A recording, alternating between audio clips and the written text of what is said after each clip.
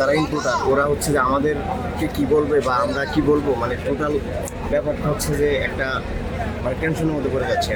Agent হিসাবে কাজ করি, তো আমাদের এদিকে আমরা তো আসলে শিপমেন্ট করি, তো যাদের মালামাল ছিল বা আমাদের পার্সোনাল মালামাল ছিল সব পড়ে গেছে।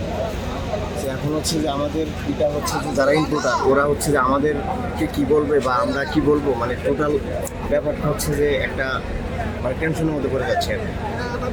এখানে তো কত টাকার মালামাল ছিল ভাইয়া? And সেটা আসলে সঠিকটা বলতে পারবো না। এখানে অনেক আপনার কি কি ছিল?